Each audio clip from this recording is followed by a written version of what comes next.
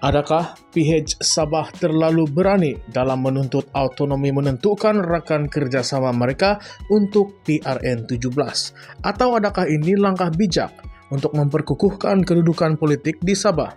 Inilah persoalan yang semakin hangat diperdebatkan apabila Pakatan Harapan PH Sabah melalui Presiden APKO, Datuk Iwan Benedik menyuarakan bahawa PH Sabah perlu diberikan kuasa autonomi dalam memilih rakan kerjasama bagi menghadapi pilihan raya negeri ke-17 di Sabah. Tuntutan ini menandakan hasrat PH Sabah untuk bersikap lebih bebas dalam menentukan sekutu yang mereka anggap sejajar dengan perjuangan mereka dan aspirasi tempatan. Iwan Benedik menjelaskan bahawa PH Sabah perlu diberi kebebasan untuk menentukan bentuk kerjasama dengan mana-mana parti sesuai dengan perkembangan politik semasa.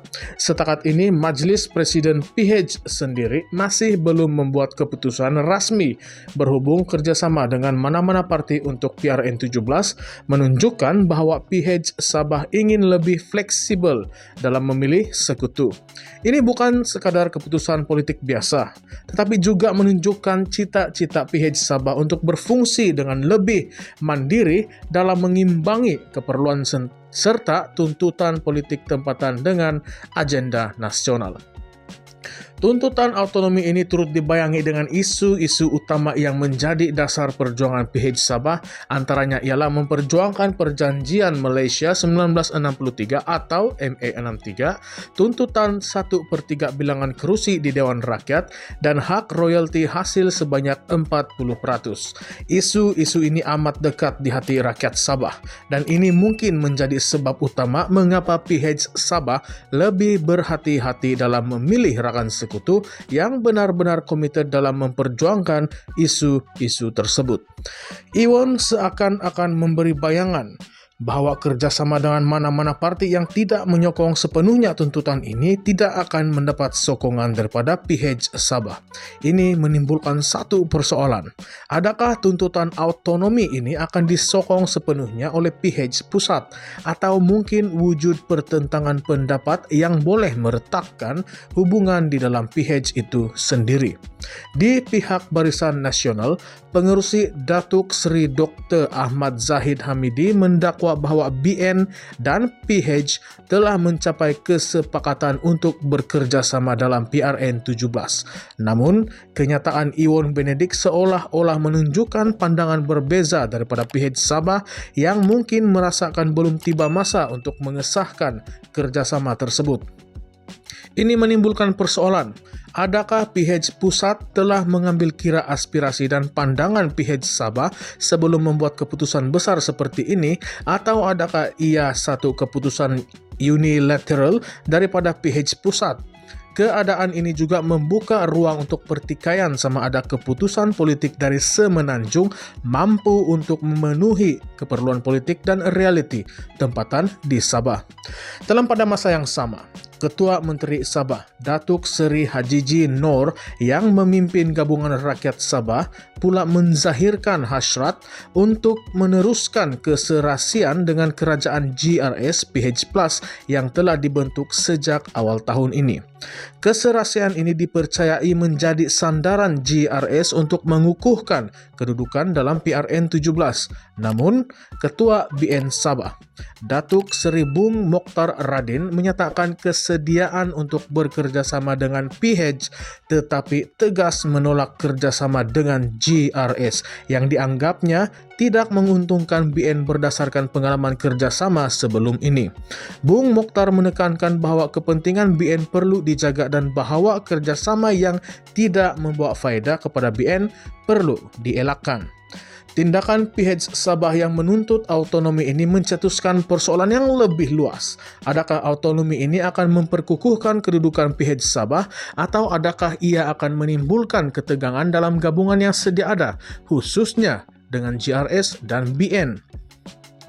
PH Sabah mungkin melihat ini sebagai peluang untuk memilih sekutu yang benar-benar mampu memahami dan mendukung agenda tempatan mereka.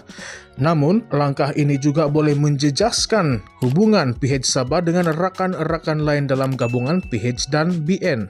Di pihak pengundi pula, ketidakpastian dalam keputusan ini mungkin menimbulkan keraguan tentang kestabilan dan kesepakatan dalam kepimpinan negeri menjelang PRN 17. Persoalan autonomi juga membawa kita satu lagi perdebatan, hubungan politik antara Sabah dan Semenanjung.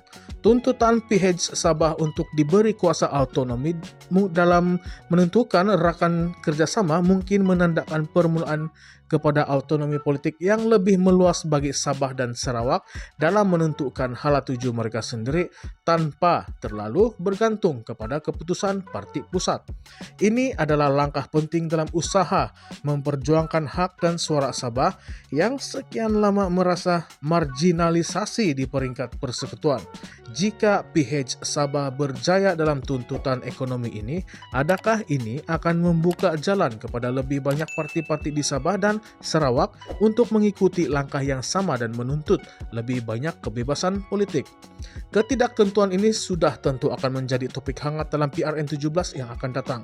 Warga Sabah khususnya para pengundi kini mungkin tertanya-tanya siapakah rakan sekutu yang akan dipilih oleh PH Sabah dan sejauh mana autonomi ini akan memainkan peranan dalam menentukan masa depan politik negeri itu.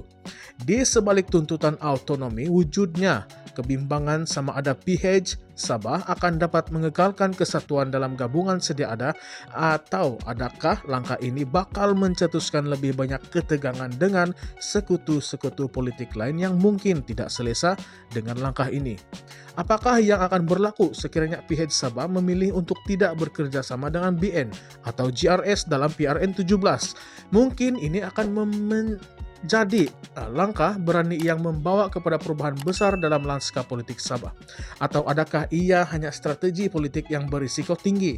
Dan adakah autonomi yang dituntut ini satu-satunya cara untuk Sabah memperkukuhkan hak-haknya atau sekadar retorik politik yang tidak akan membawa perubahan yang sebenar? Dengan pelbagai kenyataan bercanggah dan ketidaktentuan yang timbul, isu ini jelas menunjukkan betapa kompleksnya politik di Sabah. PH Sabah kini berada di persimpangan dan keputusan mereka dalam memilih rakan kerjasama akan menjadi satu penentu penting bagi masa depan politik negeri ini. Bagi rakyat Sabah, persoalan ini untuk kamu. Adakah kamu bersedia menyokong tuntutan autonomi ini, atau adakah kamu lebih mengutamakan kestabilan dengan memilih gabungan yang sudah terjalin? Jadi, bagaimana pendapat Anda tentang tuntutan autonomi PH Sabah dalam memilih rakan kerjasama mereka? Adakah ini langkah tepat untuk memperjuangkan hak rakyat Sabah atau hanya strategi politik yang berisiko? Kongsikan pandangan Anda di ruangan komen di bawah. Jangan lupa like, share, dan subscribe kepada Current Sphere MY untuk lebih banyak analisis terkini tentang isu-isu politik yang membentuk masa depan Malaysia. Terima kasih kerana menonton dan jangan lupa untuk subscribe dan jumpa lagi dalam episod yang seterusnya. Sekian, terima kasih.